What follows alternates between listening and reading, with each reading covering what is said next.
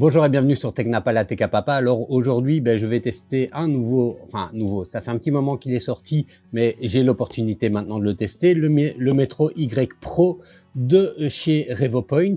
Alors j'avais déjà bien testé le Metro X, c'était un scanner que j'appréciais vraiment beaucoup, qui avait quand même pas mal de possibilités pour le maker, mais puis surtout pour un usage un peu plus avancé.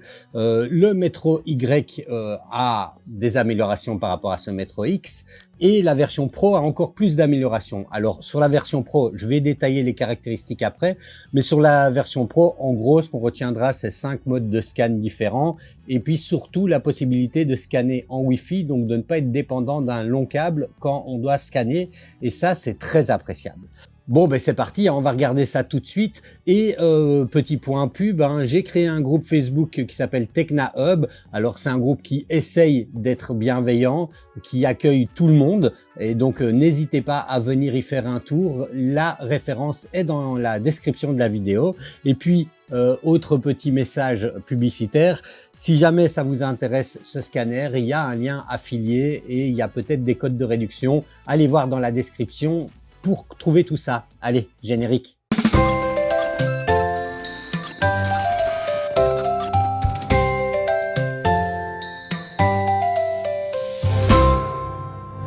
Bon alors, qu'est-ce que nous propose RevoPoint avec ce laser, le Metro Y Pro? Donc bon, outre l'aspect que vous voyez ici et qui permet également d'être porté directement avec le téléphone ou utilisé avec un câble directement comme on le faisait avec le Metro X par exemple.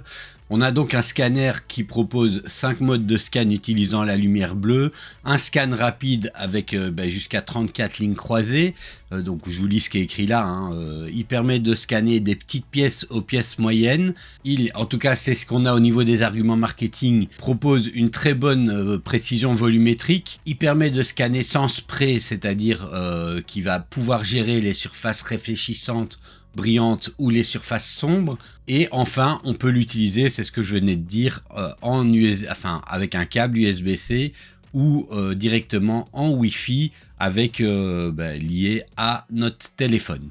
Donc en détail, les 5 modes que j'expliquais avant, c'est qu'on va avoir un mode permettant de scanner rapidement, donc il utilise 34 lignes croisées, un mode détail où il va utiliser 15 lignes parallèles, un mode qui permet d'aller dans des petits creux, donc il va utiliser une ligne bleue, et ensuite on a, donc ça c'est ce qu'on va avoir également avec le Metro Y, mais l'avantage du Metro Y Pro, c'est qu'on a également le mode avec le plateau tournant automatique, et on a un mode avec 62 lignes, mais encore une fois, on regardera ça dans la vidéo. Enfin, il a une caméra RGB, ce qui permet de scanner également les textures et les couleurs. Donc voilà, si on veut, alors là c'est pas utile si on veut l'utiliser dans le cadre de l'impression 3D, mais si on veut se faire un asset 3D par exemple, en gardant les couleurs et la richesse des couleurs, c'est pratiquement utile.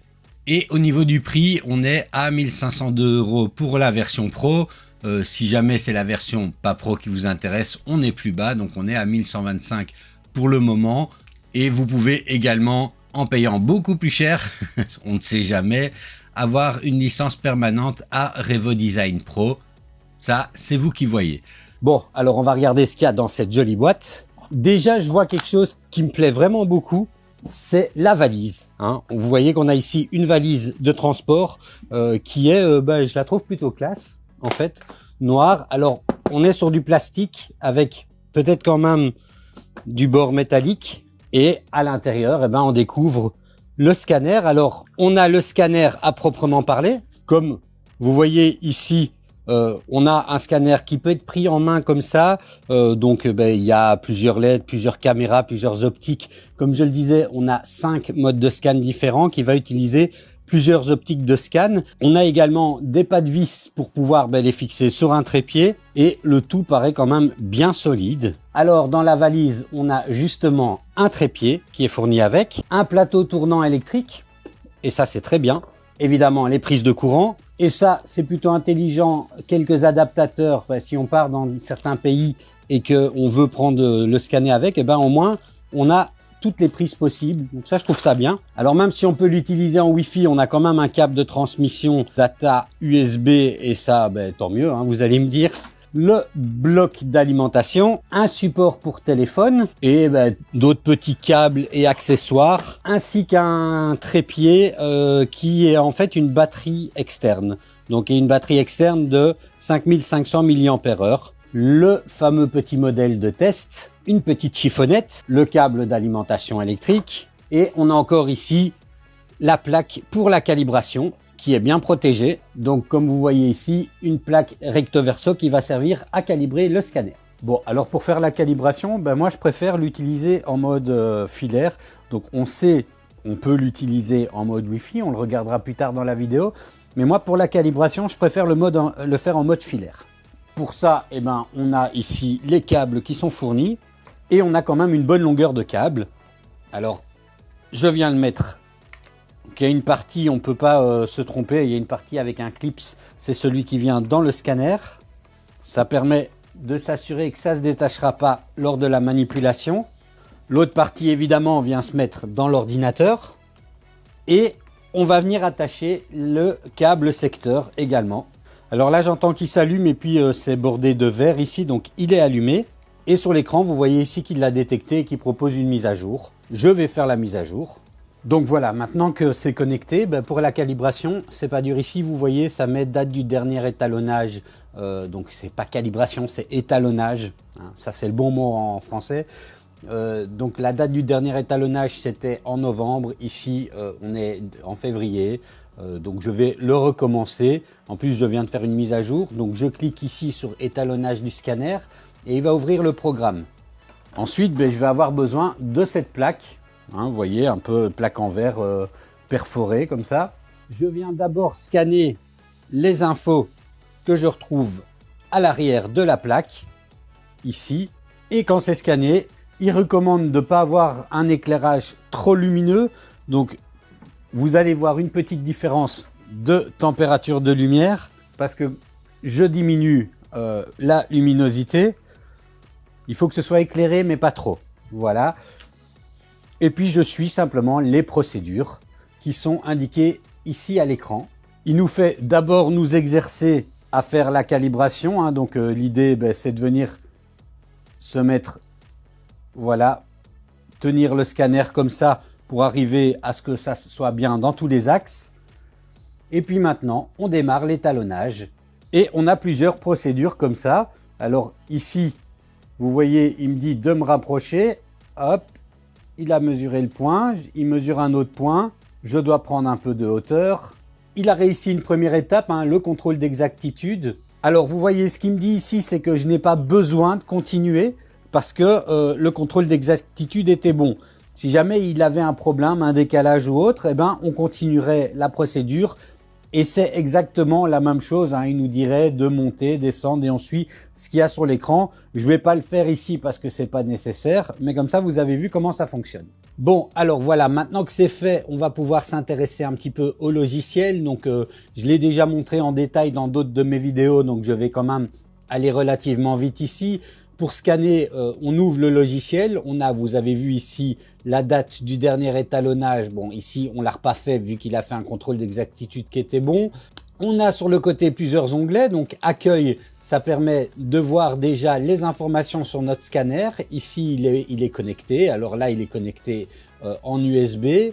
On peut venir cliquer ici pour avoir des infos sur notre version, le numéro de série et venir régler les paramètres Wi-Fi. Nouveau projet, ça dit bien ce que ça dit, hein. On va créer un nouveau projet. Alors on a l'onglet apprendre qui permet d'avoir une série d'informations sur, on a le manuel utilisateur. Si je clique, ça renvoie à une espèce de wiki avec toutes les infos sur l'utilisation du scanner. On peut réserver un cours en ligne et là ça permet de réserver une rencontre avec le support de RevoPoint directement. Et on a quelques vidéos avec des tests, bref, différentes choses qui sont des vidéos que eux font hein, au niveau de RevoScan. Et si on clique ici, on a toutes les infos sur le Metro Y et notamment les dernières versions, là où je vous ai montré les versions du logiciel qui permet également de l'utiliser en version mobile. Et enfin, nous contacter donne accès au numéro de téléphone, aux mails, etc. Au groupe officiel francophone. Au cas où vous auriez une question, enfin voilà, hein, c'est le groupe officiel francophone sur Facebook. Mais on va revenir ici au nouveau projet. Donc, comme je le disais, on a plusieurs possibilités d'utiliser ce scanner. On peut l'utiliser en filaire, hein, et là il se comporte un peu comme un Metro X, alors avec quelques différences parce qu'on a d'autres modes de scan, mais voilà, c'est un peu l'usage qu'on pouvait en avoir avec le Metro X. Et on peut l'utiliser sans fil, directement, on verra ça plus tard dans la vidéo. Dans les deux modes de scan, on a la possibilité d'utiliser avec ou sans marqueur. Et là, ça va dépendre un petit peu du type de scan qu'on va faire. Alors, les marqueurs, c'est quoi? Ben, c'est ce genre de choses. Hein, des petits points qu'on va retrouver, que j'ai mis également ici sur la plaque tournante, qui va permettre en fait de répondre à une question où dans l'espace est situé le modèle qu'on scanne, hein, puisque le scanner va renvoyer de la lumière qui va revenir au scanner, et tout ceci c'est très bien, mais il doit pouvoir se situer dans l'espace. Pour se situer dans l'espace, il y a plusieurs manières d'y arriver. Il y a ces marqueurs qui sont des repères. Une autre manière d'y arriver, c'est l'utilisation des caractéristiques même de l'objet. Le scanner, grâce à ses caméras, va pouvoir voir les caractéristiques de l'objet et se dire, ben, ok, je sais me positionner puisque je reconnais l'objet, je reconnais les formes globales de l'objet. C'est quelque chose qui marche bien avec les modèles qu'on va scanner qui sont très organiques, où les caractéristiques sont quand même très particulières, genre une statuette, un truc comme ça. Par contre, quand on va scanner quelque chose qui est assez géométrique, qui est une pièce, bah, par exemple, si je devais scanner ici ceci, eh ben c'est pas très caractéristique, il aurait du mal à trouver les caractéristiques. Et donc voilà, c'est en gros l'utilisation ou non des marqueurs. Pourquoi est-ce qu'on peut le faire ou pourquoi est-ce que c'est pas utile? Alors premièrement, pour montrer un petit peu un flux de scan, et après je montrerai un peu l'usage des 5 types de scan qu'on peut avoir, on va créer un nouveau projet et on va essayer de scanner cette clé à molette. Comme vous voyez ici, j'ai une interface qui peut sembler un peu compliquée, mais si on prend le temps de la regarder, elle est finalement pas très compliquée. Qu'est-ce qu'on va avoir? On va avoir d'abord le type de scan. Est-ce qu'on va scanner avec des marqueurs, hein, parce que la pièce en elle-même est n'est pas assez caractéristique, ou est-ce qu'on va scanner par les caractéristiques de l'objet? Moi ici, avec la clé à molette, ben, je me dis que je vais plutôt utiliser des marqueurs parce que je trouve que c'est pas très caractéristique. Alors les marqueurs, je peux en mettre tout autour. Vous voyez, là ici, j'ai une petite plaque noire en carton sur laquelle j'ai mis des marqueurs. Et je peux également venir en mettre sur la pièce en elle-même, ce qui facilitera les choses. Alors, c'est pas toujours obligé, mais ça peut aider. Alors, donc ici, je mets avec les marqueurs. Vous voyez ici qu'on a une image, enfin, le nombre d'images par seconde. Alors là, ça va dépendre de la puissance de votre ordinateur. Moi, ici, je suis sur un ordinateur portable avec une RTX 4070, je pense. Et on a une accélération GPU parce que, en tout cas, sous PC, il prend en charge une accélération GPU avec les cartes GeForce RTX. Là où c'est intéressant à voir avant de voir comment on utilise cette interface-là, c'est de se poser la question, ben, quel va être le mode de numérisation? Est-ce qu'on va utiliser... Donc vous voyez, je vous parlais tout à l'heure de 5 modes d'utilisation. Le champ complet, le ligne croisée, le ligne parallèle, le ligne unique ou le plateau tournant automatique. Alors, c'est peut-être le moment de vous expliquer un petit peu mieux à quoi va servir chacun de ces 5 modes. Le mode champ complet, hein, qui est spécifique au Metro Y Pro, qu'on n'a pas sur le Metro Y normal, va permettre de scanner très vite, par exemple, une statuette en couleur, quelque chose qui a pas mal de caractéristiques. Il va capter également les couleurs et il va scanner relativement vite. Ça, c'est utile. Donc ça, c'est le mode de numérisation préféré. Le mode ligne croisée est un mode qui peut être très utile, mais notamment c'est celui que je vais utiliser ici pour des objets brillants ou des objets noirs. Voilà, et il utilise, on le verra après, des lignes bleues qui sont croisées. Un autre mode qui est assez proche, que vous voyez ici, c'est ligne parallèle.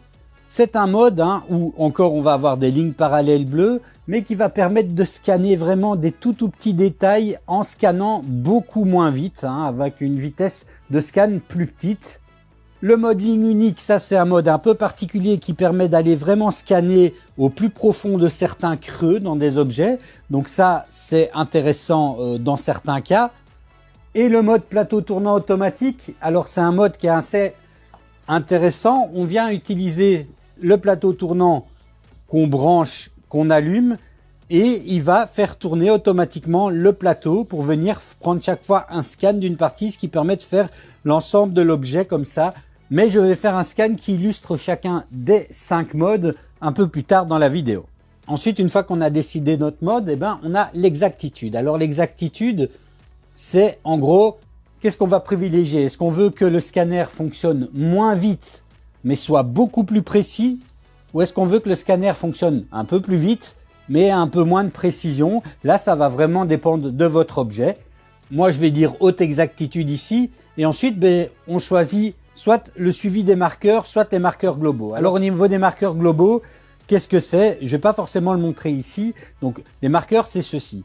Soit on scanne les marqueurs en même temps qu'on scanne la pièce et ils se repèrent dans l'espace comme ça. Ça, c'est le suivi des marqueurs. Soit, on va d'abord scanner, par exemple, je vais d'abord scanner ici l'ensemble des marqueurs comme ceci.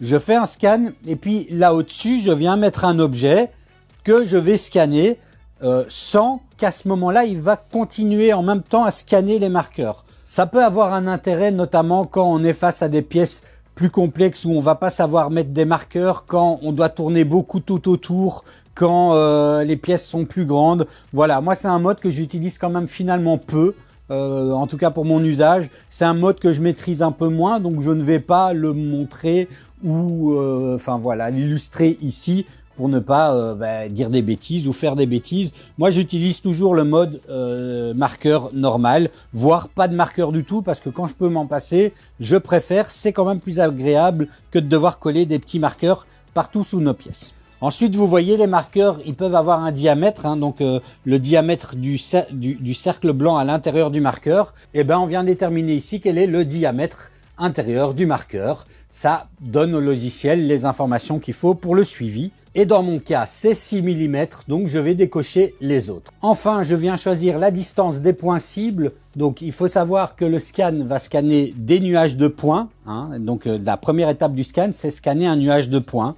Et plus les points sont rapprochés les uns des autres, plus le scan sera précis, mais plus le fichier sera lourd. Donc ça dépend aussi un peu de la puissance de votre ordinateur. Moi, je vais mettre le plus petit possible, 0,15 mm.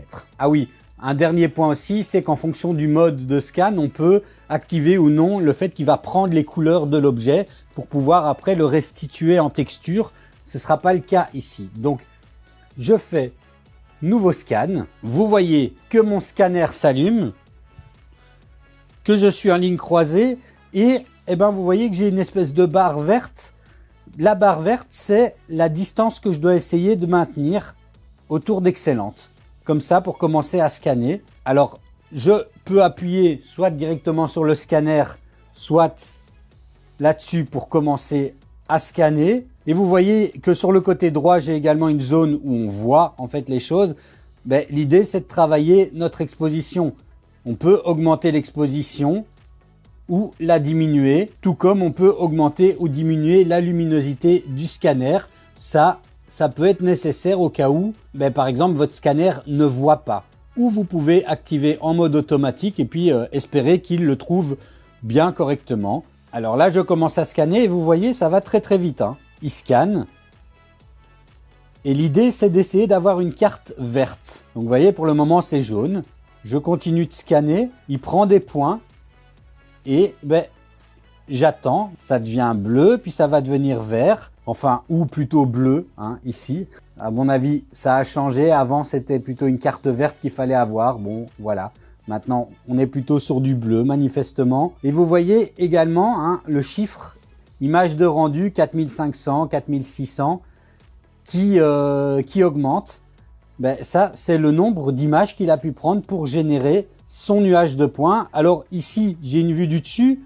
Ben, je peux venir aussi tourner doucement mon scanner pour venir prendre des zones du côté. Et ça, ben, c'est facilité par les points de marqueur, puisqu'il arrive, hein, vous voyez, là où les points deviennent rouges, c'est qu'il a redétecté le point. Et ça me permet de venir scanner également le côté de la clé à molette.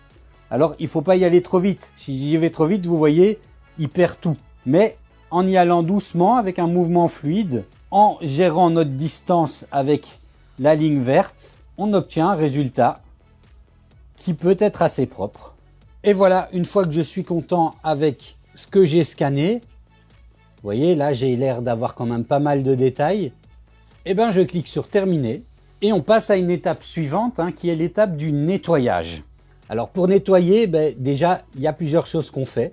Première étape, alors on peut tout faire en un coup si on veut. Si on fait édition en un clic, on le laisse gérer tout seul et on voit les résultats. Moi personnellement, en plus je trouve pas ça très compliqué, je préfère utiliser le mode, pas en un clic justement, le mode manuel. Donc on a deux étapes à faire, hein. Une première étape, c'est la fusion des nuages de points. Donc quand je vous ai expliqué qu'il a scanné tous des petits points, d'ailleurs vous le voyez ici sur l'image, c'est tous des petits points qui sont scannés les uns à côté des autres. Et ben, l'idée c'est qu'on va les fusionner. Ensuite, et on va travailler, nettoyer des zones, retirer des parties à ce niveau-là. Ensuite, on va faire un maillage, c'est-à-dire que avec le résultat de ce qu'on a eu, il va tout fusionner pour créer le modèle 3D. Donc je commence par la fusion. Je choisis fusion rapide ou fusion haute qualité. Ben là, la différence, c'est le temps de traitement et ça va dépendre surtout de votre ordinateur. Je dis fusion de haute qualité. La distance entre les points, ben, c'est la précision, hein. Plus c'est fin, plus ça va prendre du temps, mais mieux c'est. Et supprimer les points de marqueur, ben là je vais le faire, hein, c'est supprimer justement tous ces parties-là et il va laisser un trou, mais ça on va les travailler après. Je clique sur appliquer et ben vous voyez, moi ici, il prévoit 16 minutes parce que j'ai vraiment fait un scan très fin, ultra précis, etc. Si j'avais mis fusion rapide, ça pourrait prendre moins de temps, hein. Bon, voilà. Ça, c'est vous aussi qui voyez le temps de traitement que vous pouvez consacrer à votre objet. Bon, alors comme vous voyez ici, on a le rendu fusionné, hein, donc c'est effectivement très propre. Maintenant, ce qu'il va falloir qu'on fasse, c'est nettoyer en se servant des outils ici, venir retirer les parties qu'on n'a pas besoin avant de faire les isolations de points, la détection des chevauchements, etc., puis le maillage.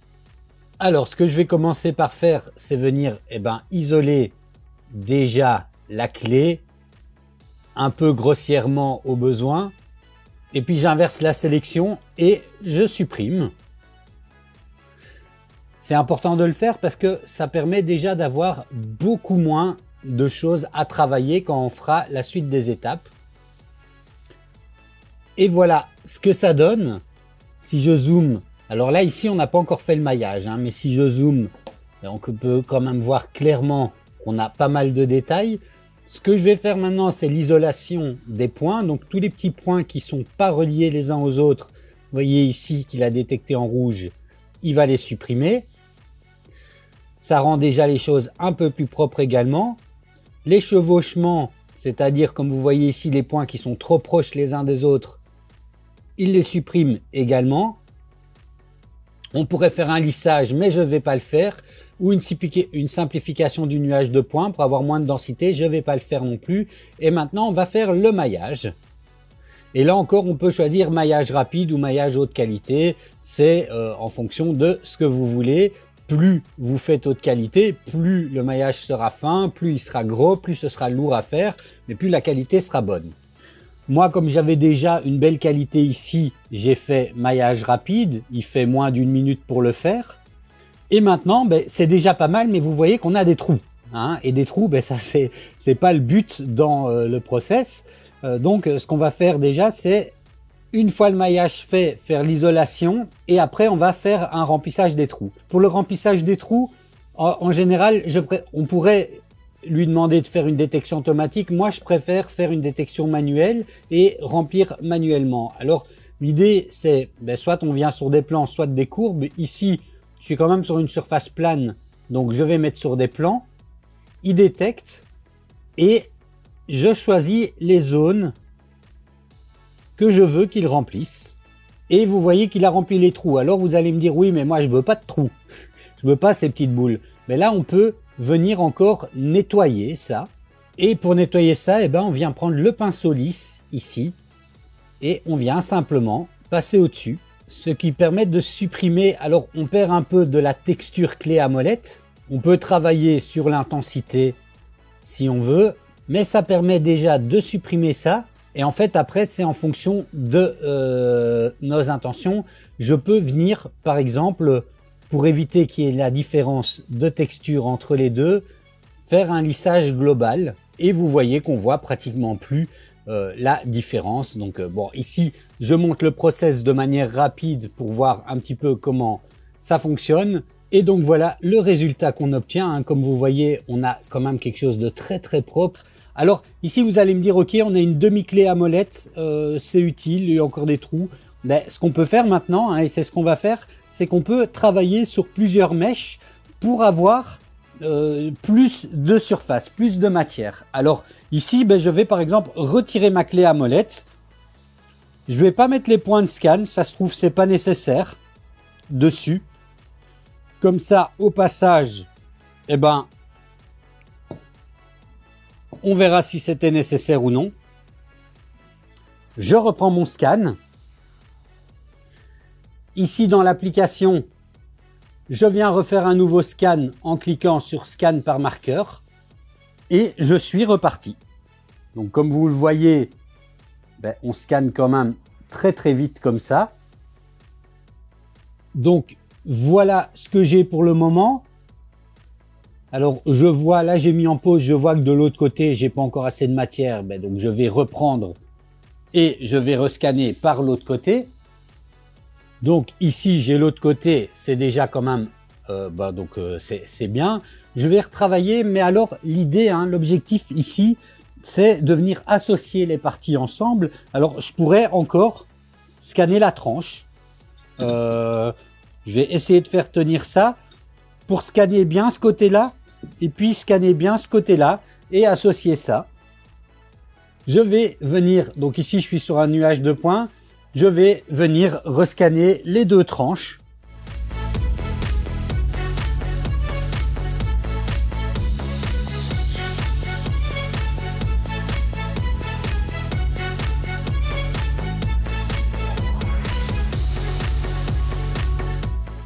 Et l'idée ici, comme vous voyez, c'est de venir les associer. Alors pour les associer, je viens faire 4 scans différents, donc avec les 4 parties que je veux pouvoir associer. Et je viens faire, donc je m'arrête au niveau du nuage de points.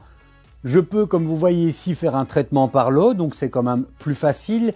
Et au passage, je vous montre ici, pour faire ce côté sélection et supprimer, c'est une nouveauté de cette dernière version de Revoscan, c'est qu'ils ont rajouté une petite fonction qui permet en fait de supprimer l'inverse de notre sélection. Ça permet de gagner une étape, moi je trouve ça plutôt pratique. Alors une fois que j'ai tous mes mèches qui sont faits, je vais venir les associer et pour ça je viens cliquer sur le bouton ici, sur le bouton fusion, et j'ai deux modes, en gros le mode automatique et le mode manuel. Alors il s'appelle pas automatique, il s'appelle caractéristique, donc c'est un mode dans lequel il va s'amuser à essayer de faire lui-même l'association sur base de caractéristiques des objets. J'ai essayé chez moi ici, comme vous le voyez, ça marche plus ou moins. Des fois ça marche très très bien, mais ici quand même les différences sont pas fondamentales. Donc en fait il a inversé deux faces. Donc maintenant je vais faire simplement une association manuelle, ça marche très très bien aussi. L'idée c'est de travailler deux nuages de points ensemble et venir les associer, et puis venir associer comme ça petit à petit chaque fois les choses pour arriver au résultat manuellement. C'est une triangulation, on vient mettre 3 points et sur base des 3 points qui se correspondent entre deux nuages de points, on a comme ça un objet qui est bien au final. Et une fois que c'est fait, ben, vous voyez, hein, donc ben, je m'amuse hein, à couper mes sélections, etc. Nettoyer mon nuage de points, générer le mesh et vous voyez que j'ai ma clé à molette qui est complète maintenant. Donc c'est comme ça le process de fonctionnement. Donc voilà pour le premier workflow complet, hein, comment est-ce qu'on fonctionne ben, en mode filaire. Je vais maintenant vous montrer comment est-ce qu'on utilise ce scanner en mode non filaire, hein, puisque le workflow il est le même, c'est juste qu'on a une petite étape à faire pour ne pas avoir besoin de mettre le fil. Je vous montre ça tout de suite et après je vous expliquerai, je ferai un petit scan illustratif des différents modes. Ce sera un scan pas forcément commenté, hein, ce sera quelque chose en musique. Comme ça, vous voyez le type d'objet qu'on peut scanner avec les différents modes. C'est parti. Bon, alors comme je le disais, outre l'utilisation avec le fil, ben, l'atout du Metro Y Pro dans ce cas-ci, c'est de pouvoir l'utiliser sans fil. Parce que le fil peut être une contrainte, on peut avoir des éléments qui sont difficilement déplaçables dans un endroit qu'on veut pouvoir travailler, hein, où on veut pouvoir scanner. Et donc, ben, ouais, hein, c'est très chouette de pouvoir l'utiliser sans fil. Alors, pour l'utiliser sans fil, on peut l'utiliser sans fil de deux manières, soit comme je viens de le faire avec le PC, mais juste sans fil. Je vous montre juste après comment ça fonctionne. Ou alors en utilisant... alors pour le sans fil, on est obligé, hein, pour l'alimenter, d'utiliser ceci, qui est la batterie. Donc il faut la recharger également. Hein, ça intègre une batterie externe. Et donc on vient l'attacher. Et une fois qu'il est attaché, on vient brancher avec un petit câble fourni le scanner. Alors le petit câble, il est ici, hein, comme vous voyez, c'est aussi un câble qui permet de sécuriser le scanner, voilà, et on le branche comme ceci, donc rien de bien compliqué, et à ce moment-là, eh ben, il peut s'alimenter, il s'allume, et on peut l'utiliser. Alors il y a quand même évidemment une autonomie hein, pour l'utilisation en sans fil, c'est pas illimité. J'ai pas en tête l'autonomie concrète puisqu'au moment où je déballe et où je teste, j'ai pas encore l'autonomie. L'autre méthode de fonctionnement sans fil que je vais également détailler après, c'est en utilisant le téléphone plutôt que l'ordinateur et une autre application qui s'appelle RevoPoint Mirror. Mais je vous montre ça juste après. Pour l'utiliser avec le téléphone, on va utiliser un accessoire comme ceci, un phone holder, qu'on va venir attacher ici entre les deux. Donc on vient attacher ici le support de téléphone et ensuite avec un petit clips qu'on vient attacher ici, on vient le glisser. Et ça permet ici d'avoir la place pour mettre, alors je ne sais pas où j'ai mis le mien, on verra ça après, mais on peut glisser simplement notre téléphone. Et ben, il faut également venir mettre le câble pour que ça fonctionne. Donc voilà pour l'utilisation sans fil. Il faut vraiment, on ne peut pas l'utiliser sans fil, il n'y a pas une batterie interne en gros. On est obligé d'utiliser la poignée pour servir de batterie, donc il ne faut pas oublier de recharger cette batterie. Alors, une fois qu'on est connecté, donc pour l'utilisation sans fil, mais avec l'ordinateur, une fois qu'on est sur le logiciel, on va venir, ben, vous voyez, quand on avait branché le scanner tout à l'heure, on avait accès à une page Wi-Fi avec des infos, on pouvait la changer. Ben, ce qu'il faut faire, c'est venir changer notre Wi-Fi et choisir le Wi-Fi du scanner qui va apparaître ici. Voilà, Metro Y Pro. On se connecte. Et vous voyez ici que c'est écrit connexion du scanner en cours. Enfin, c'est pas écrit en cours, mais bon, vous m'avez suivi. Et voilà, maintenant il est connecté en Wi-Fi. Et je peux venir modifier les choses ici. Alors ici, il n'active pas de mot de passe, hein, donc il n'y a pas de mot de passe à mettre. Mais vous pourriez venir sécuriser, mettre le nom, changer le SSID et mettre un mot de passe si vous avez envie. Bon, alors une fois qu'il est connecté à l'ordinateur, le fonctionnement est exactement comme le fonctionnement en mode filaire, hein, donc je ne vais pas vous réexpliquer tout, mais on va quand même regarder si au niveau des performances, ça fonctionne, c'est cohérent. Bon alors pour ça, je vais prendre cette pince que je vais scanner ici. Je vais créer un nouveau projet et comme vous pouvez le voir, ça, voilà, on a à peu près le même nombre d'images par seconde, 49, 59, c'était à peu près ce que j'avais en mode filaire, donc ça semble très stable. Alors, il y a quand même des micro petits lags, mais rien de particulièrement problématique. Donc voilà le résultat, donc ici c'est scanné en haute vitesse, ça a été très très rapide et on obtient un résultat facilement, donc je vois pas vraiment de problème de l'utiliser en mode sans fil par rapport au filaire, si ce n'est la mise en œuvre de devoir l'utiliser avec la batterie externe. Donc là je vais faire, je vais vite le nettoyer, faire la fusion du nuage de points et le nettoyer et je vous montre le résultat. Et voilà, j'ai pas encore fait le maillage, mais j'ai nettoyé le nuage de points et on voit qu'on va déjà avoir quelque chose de très très très exploitable. Bon alors maintenant j'ai fixé le téléphone pour pouvoir l'utiliser en mode téléphone, comme vous voyez ici, et on va explorer un petit peu comment ça fonctionne en mode téléphone. Alors premièrement, la chose à faire, c'est de venir installer à la fois sur notre téléphone portable et sur l'ordinateur une application qui s'appelle RevoMirror. En fait, il faut savoir que ça ne va pas être vraiment une application autonome, mais ça va être une duplication de l'écran de votre ordinateur vers votre téléphone mobile. C'est une solution qui a probablement des avantages, mais que je trouve également à avoir des inconvénients. Donc vous venez prendre, vous voyez ici sur le store l'application RevoMirror et vous voyez ici sur le site internet de RevoPoint, vous pouvez l'installer pour Windows. Et ensuite le processus est très simple entre guillemets, donc il faut que le scanner soit connecté en Wi-Fi à la fois à l'ordinateur portable et à la fois à votre téléphone. Sur votre téléphone vous lancez l'application et vous voyez qu'on voit ici l'ordinateur qui est relié, voilà, donc vous le voyez ici, Tecnapa Asus. Quand vous cliquez, il vous dit qu'il faut mettre un code PIN. Sur l'ordinateur, vous lancez RevoMirror. Alors pour ça, quand on commence un scan, on vient cliquer sur la touche Mirror. Et là, vous voyez qu'il me demande de mettre le code PIN. Je le mets. Et il se connecte. Alors vous voyez que c'est donc je peux pas venir utiliser ou tout ça, c'est vraiment l'écran de mon ordinateur qu'on voit affiché sur mon téléphone. Ça permet d'avoir un contrôle visuel, mais c'est pas une application qui permet d'avoir un contrôle. C'est pas RevoScan version mobile, voilà, pour le dire clairement. Bon alors voilà, vous avez vu, on a à peu près le même mode de fonctionnement version sans fil qu'avec fil. Donc maintenant ce que je vais faire, c'est terminer en musique à vous montrer. Alors mon avis, ma conclusion, c'est moi je vous montre et vous tirez vos propres conclusions. J'ai pas vraiment grand chose de particulier à dire.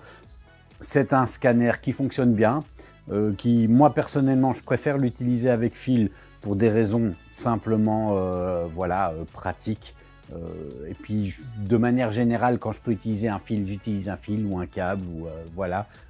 Par exemple, mon ordinateur, je suis toujours en RJ45 et pas en Wi-Fi, mais il fonctionne bien quand même sans fil. Et c'est ce petit point qui peut être pratique pour si on a à scanner quelque chose. Par contre, je suis un peu moins, voilà, un peu moins satisfait de la version logicielle sur le téléphone, le mirroring. Voilà, c'est pas ce que j'aurais préféré. J'aurais préféré vraiment pouvoir l'utiliser sans fil avec une application dédiée et quitte à exporter après depuis le téléphone vers RevoScan, un peu comme on fait avec le Inspire 2. Mais voilà, ça c'est pas dans le flux de celui-ci, comme ça vous le savez.